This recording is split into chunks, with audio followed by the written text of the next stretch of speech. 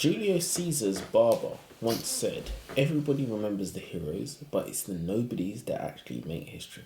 And it's kind of true if you think about it. You know, Hitler gets the credit for all the concentration camps, but the man who rejected him from art school, does anybody know his name?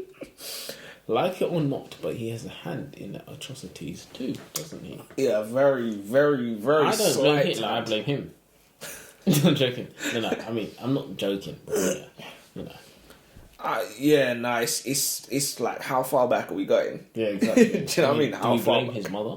Do we blame his grandfather? Do we blame his next door neighbour for not killing him? You know what I mean? How far back can we go? Like, how many steps removed are we allowed Pause this video right now. Go and read The Greatest Histories of Nobody by Adrian Bliss. And when you've read it, you can join us for the discussion. Or you can join us anyway, because we're going to tell you all about it. My name is Joseph. And I'm Elijah, and welcome to the Action Library. Do you want to go first? I'm going to go first. It's funny because you ripped off my first point as well, which you did exactly for the last video as well. Like every round he was ripping off my points as well. We don't decide. We first. We start flipping a coin. What I always say is every round I let it rip. I believe it was Julius Caesar's barber who said, "Everybody remembers heroes, but it is the nobodies who make history," which is just so like him. That was the opening line of this book. I can immediately tell that this author, Adrian Bliss, is one of those funny authors who consider themselves too intellectual to follow their true passion of stand-up comedy. So he acquired a copy of Microsoft Word, illegally of course, because who's paying for that, and blundered his way into literature. I'm probably being unfair. I haven't even let the book marinate yet. After reading a fair few of these books that Elijah's picked, I have to admit my default position is skepticism. I really did not care for the way the book started whatsoever in any way, shape or form. I thought that the first line set the tone for every single thing that I read. Caesar one? Not necessarily the fact of after that. No, I'm just saying the manner in which he said it and like the energy that he had when he was like, Julius Caesar's barber. Like, you know nothing about Julius Caesar's barber, let's be honest. You made that up.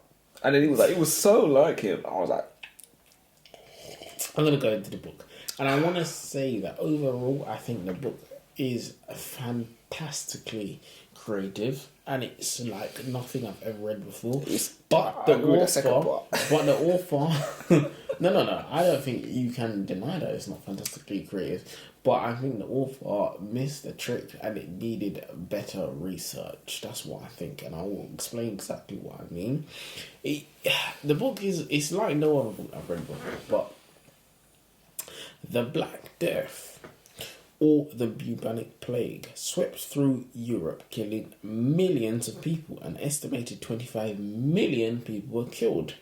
In this historical fiction book, the Black Death is featured as a character, as an actual person that is being interviewed as a reporter. It was surprisingly creative to create a human character and a personality out of a pathogen. The Black Death spoke about how she was especially proud of her achievements, notably how she managed to spread from fleas to rats to humans. They didn't know what hit them, she laughed. But yes, the creativity was 10 out of 10. Was the book entertaining? 1,000,000%. I don't think it gets more entertaining as a non-fiction book. I think this is a book that is perfect for the ages of 10 to 15 years old. This is the type of nerdy book you want your child to be interested in. Apart from that, it was pointless. Do you know what? I learnt no meaningful information. Do you know what it was kind of like for me? It was like reading a horrible histories book. Oh, exactly. Look at the Leo and the ferret story. What the bloody hell was that about?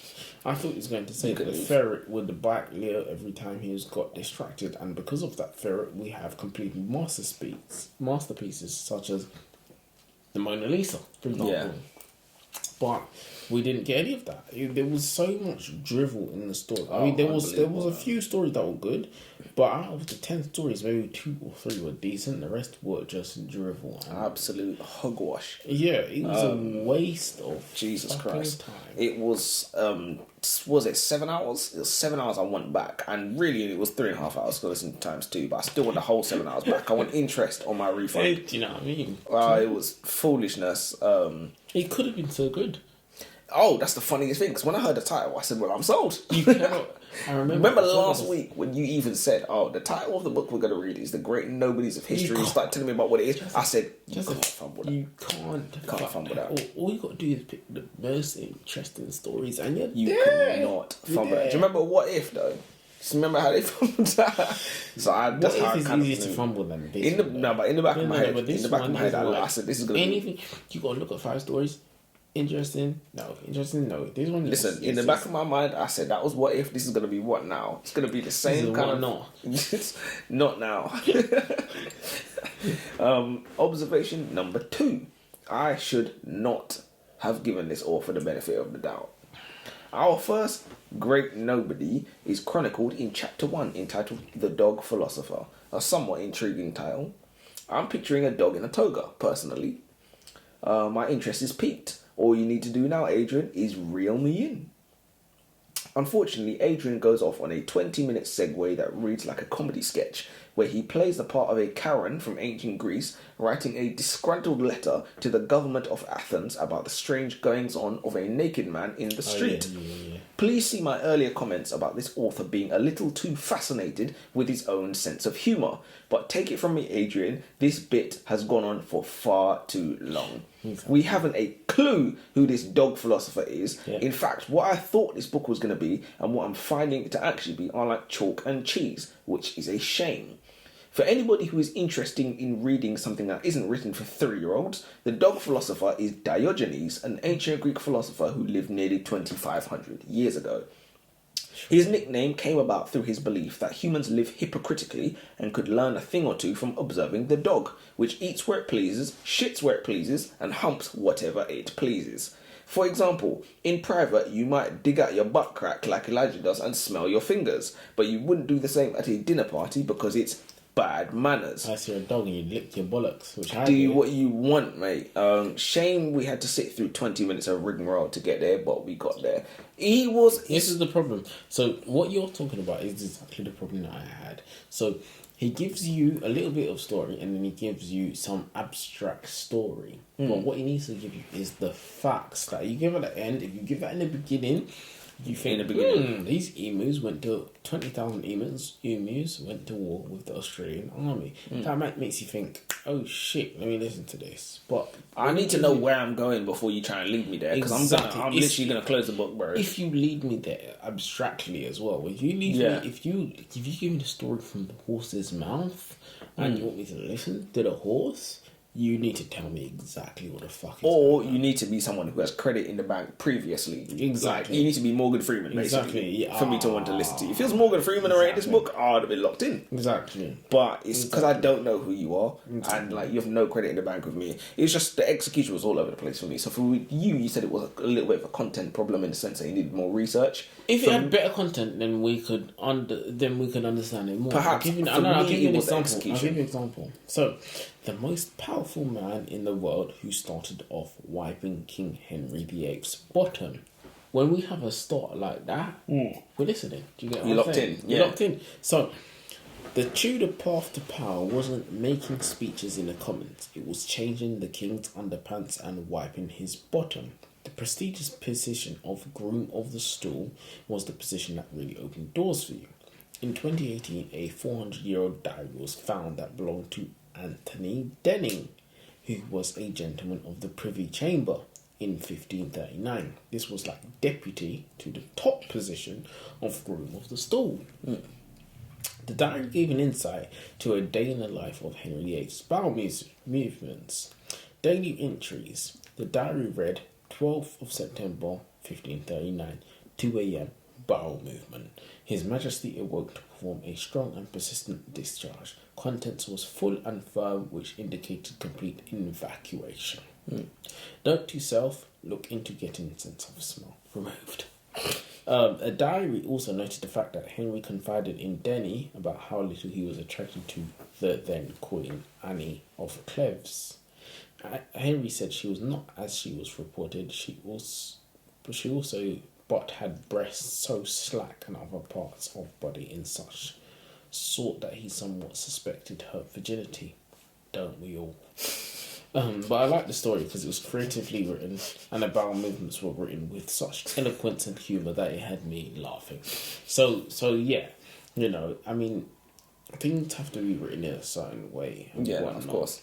And the creativity was there, and I liked it in certain aspect. But You're not remember, wrong, we got the 10 creativity stories. was We there. got 10 stories. 2 or 3 were half decent. Yeah, you like it darker. It's not Do you know enough. what I mean? It's not. It's not enough. We should have picked things more interesting. Like, I don't even remember the rest of the stories. Yeah, just Mauritius. We didn't care about fucking Mauritius. Yeah, we don't Some fucking random shit. Do you know what I mean? Like, there are actual, genuine, interesting stories out there, and we chosen not to go with them. Greatest Nobodies as well. That's like so. Just pick Greatest Nobodies. It's not hard, man. Like you didn't even write the book. Exactly. Do you know what I mean? You literally have not written the book. Literally one more, but What on earth am I reading? Chapter 2 is entitled The Vestal Virgin, and at this my interest was immediately piqued. Did someone say virgin? Much like the first chapter, however, rather than the concise and earth-shattering facts and figures we've come to expect from non-fiction books, we're subjected to an asinine recreation of a common law case, in which case a Vestal Virgin, one of the priestesses of the ancient Roman goddess Vesta, is cross-examined regarding the sexual advances of the infamous Roman senator general and self-proclaimed richest man in the Republic, Marcus Crassus. In this cross-examination, it's established that Crassus is not actually interested in the woman. Rather, his advances are a strategic tool to gain him ownership of her villa. While it is acknowledged by history that Crassus was the richest man in the Roman Republic, his most famous achievement is arguably the defeat of the rebel Spartacus. Most definitely not a nobody, and at this point I'm struggling to see the point of this book. So what else is acknowledged in history is that he was a big property guy. So what he actually used to do was buy the whole neighborhood. Not only would he buy the whole neighborhood, what he would do is he would set houses on fire and then buy them while they was on fire and then put out the flames property. He would do shit like that. You can't lose. Oh, you can't lose. And it's because it's like, back in them times, how do you put out a fire? You have to have bare men with buckets of water. You have to have bare men with bucket of water. That's the only way. And he had bare men and buckets of You water. can't just turn on the tap, to get the bucket of Oh, water. come on. You got to carry that from wherever the water's at. On your head top. Oh my, well, however you're carrying it, that's how you're carrying it. So he was one of the richest men in the Republic, the richest man actually. He was so and there was rich. a little nun that he was bullying. Yeah, he was so rich he could afford armies. He could literally afford to just buy armies, which is why the Roman Senate went to him and said, "We need your money to put this guy down." Pussy. That's like it's ridiculous. Really that's not for sale. It was. When this guy's asking, everything's for sale. When this guy's asking, everything's for sale. Did you know that the Australian once waged war on emus? Yes, you heard that right. 20,000 emus. They sent the army in with guns and 50,000 rounds of ammunition. Jesus. It's almost like the emus got organised. They formed a strategy. By the 4th day of the campaign, army observers noted that each pack seemed to have its own leader, a big black plumed bird which stands 6 feet fully high and keeps watch while its mates carry out their destruction and warns them of our approach. The Australian army embarrassingly had no success against the emus. They couldn't catch the emus. They struggled to shoot them. Because of their failure, they decided to up their game. They mounted machine guns to jeeps to mow down packs of emus. This too ultimately didn't work because the jeeps were too slow to keep up, and the faster you drive, the more bumpy the ride, meaning they'd miss every shot. The plumage of the emus was so thick that on countless occasions, bullets wouldn't even kill or injure the birds. It was almost like they were bulletproof. The general said they can face machine guns with invulnerability of tanks.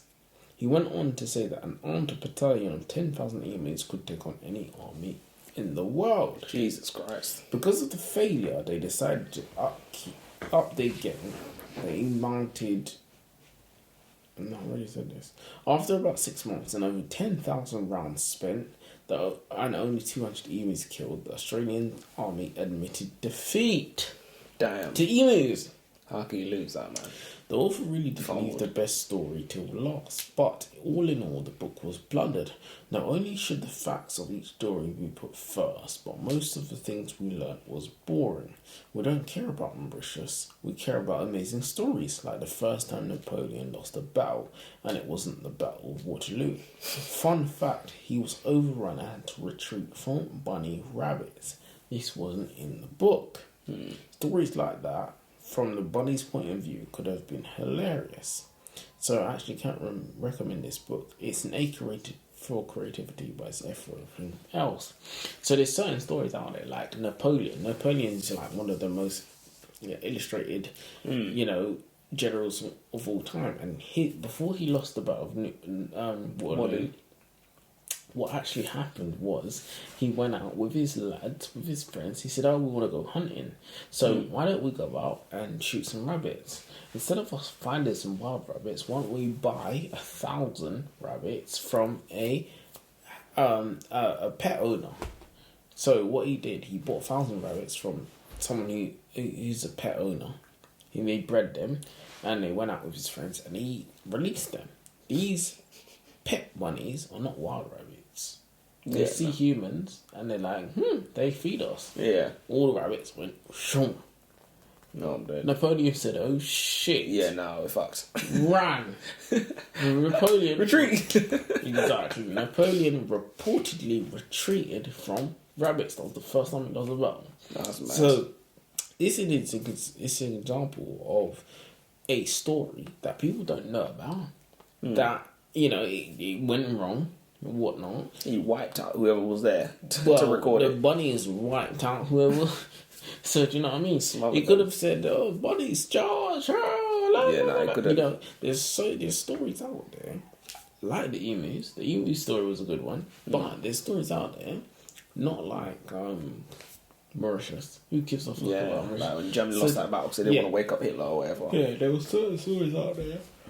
Oh, whatnot. That could have been good. But it was the research that let them down. That's a good way of framing it, to be fair, and I understand what you mean in that sense. I think research, I think it comes down to execution, because there was just poor choice of stories is one, and poor telling of stories is another. So they shot themselves with a bullet in each foot, in my opinion, in this book. Yeah, it could have been good. Adrian Bliss, you are one of the greatest nobodies. In history. There was a lot of creativity in the book, though. I mean, even in the Henry VIII. Did I even read it? I don't know if I read it. Maybe you did read something about Henry VIII. It's funny that one should say. It's funny that I should say execution was the book's problem, because in many ways execution was the only good thing about the book. To be honest, in the sense of how creative it was and how funny it was. Yeah. Like what you said about Yersinia pestis. Which is a scientific name for bubonic plague. Yeah, I couldn't remember. Didn't know that. But to have an interview with the bubonic plague, that's a good idea. You can't just have that in any book. That's primetime TV. That is literally primetime TV. It was good to have it as a woman as well, because women are just hated. Women are viruses. That's what I thought he was gonna say. But they're dirty. Dirty. Now dirty women. Not a best. You're supposed to be saying no, Elijah. No. What are you talking about? Now that I have a better sense of where the author was trying to lead me, I feel like I have a better appreciation for the book, which I gained over time as reading it. But Adrian, you have to remember, we do this because we are sick. We are not well people. We read because we are not well people. We're not normal. I would have put this down. If it was for my own enjoyment, I wouldn't have got to the end. Exactly. He's got a boyfriend. I got a girlfriend. There's a difference. You know what I mean? But yeah, it has been good. Yeah, it's been a pleasure. The thing is, you complain about the books I pick, but do you want to pick a book? Yes. No, you fucking don't. What was the last book I picked? What was the last book I picked? Go on and choose. The Bible. Yeah, see, you fucked up. It's the best-selling book of all time. That's what you got. It's the best-selling book of all time. It doesn't mean you want to read it though, does it? Let's Pause this video right now. Go read the Bible. Bye. Never. Yeah, I mean, look, we made it to the end. We reviewed the books with somewhat capacity, you know. But yeah, wait. Question of the day. Oh, question of the day. Let's go. I got a question of the day. I can't wait. I think it's half decent. So, the question of the day is: you decide to do a DNA ancestry for whatever reason. You, along with your wife, and you both get a surprising result. You have a long lost sister, and she has a long lost brother. Oh, okay. Do you make any more inquiries to what that situation is? Let's say you've recently got comments by, you know, oh, you look like siblings. Do you just say, oh, fuck it, let's not know? No, you have to. You have to know. You have to. Even if you've been together for 7 years before. Ah, 7 years is long though. 7 years is a Everything long time. Chris, you know, you got your house, you got your fucking cars, everything Chris right now. Could you just put it? But what if you are though? If you don't pursue it, does that not your absolve you problem. of all? It's not your issue. Do you feel like that absolves you of all? If you specifically do not pursue it because you feel like you could potentially be...